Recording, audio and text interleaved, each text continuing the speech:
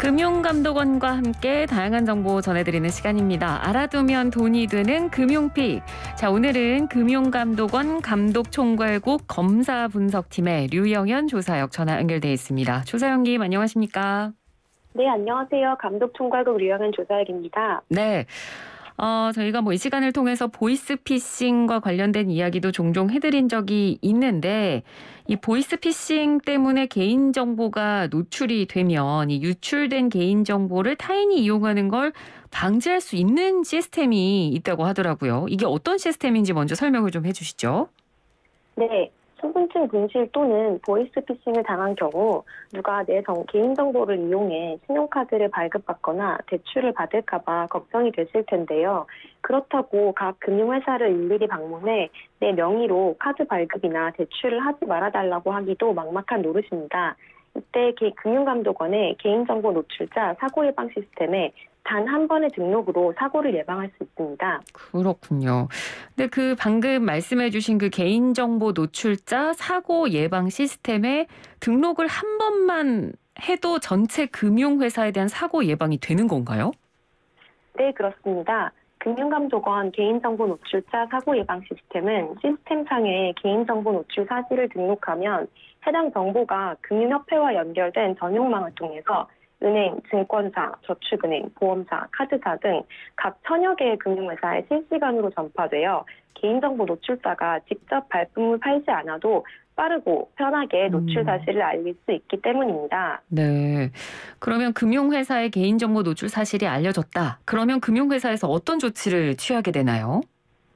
네, 금융회사가 개인정보 노출 사실을 전파받게 되면 금융회사는 대출, 계좌 개설 등 금융거래 진행 시 본인 확인 절차를 강화하게 됩니다.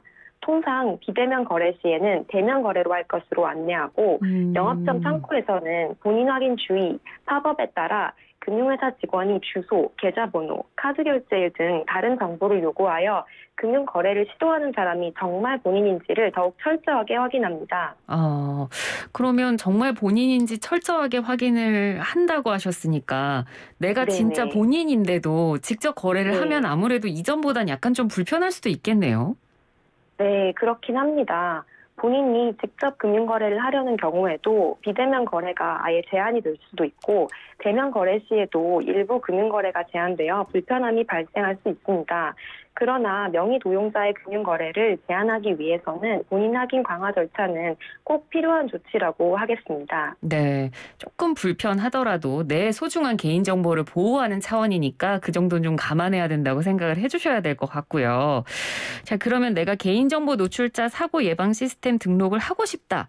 그러면 별도의 가입 절차가 있습니까?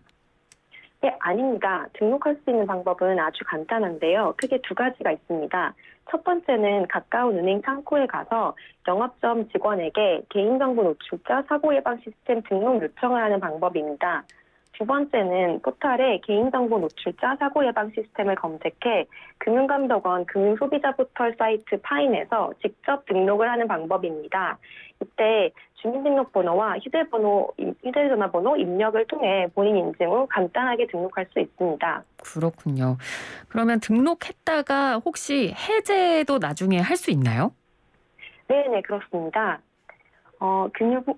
금융감독원 소비자 포털에서 개인정보 노출자 등록을 하신 후에 해제를 원하시면 등록을 하셨을 때와 동일한 방법으로 간단하게 해제를 할 수 있고 또 해제 사실이 등록과 마찬가지로 실시간으로 금융회사들에 전파되기 때문에 혹시라도 해제가 번거로워서 그게 걱정되어서 등록을 망설이실 필요는 전혀 없습니다. 네, 알겠습니다. 근데 사실 저는 오늘 이 시간을 통해서 이런 시스템이 있다는 걸 처음 알았는데 이 시스템이 지금도 많이 사용이 되고 있나요?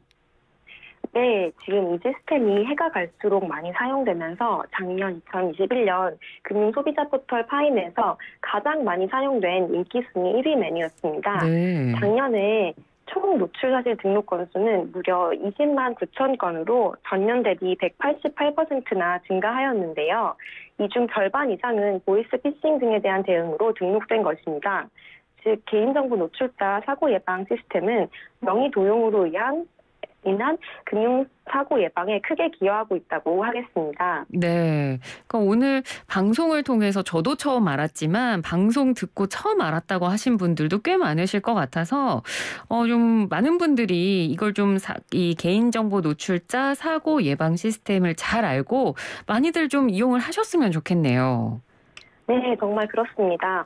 안타깝지만 요즘 보이스피싱은 언제든 누구에게나 일어날 수 있는 일이기 때문에 개인정보 노출자 사고 예방 시스템을 잘 기억해 두셨다가 나 또는 주변인에게 명의 도용 우려 상황이 발생했을 때 이 시스템을 잘 활용하신다면 그것을 통해 금융 피해를 방지하실 수 있을 것입니다. 네, 알겠습니다. 오늘 말씀 잘 들었습니다. 고맙습니다.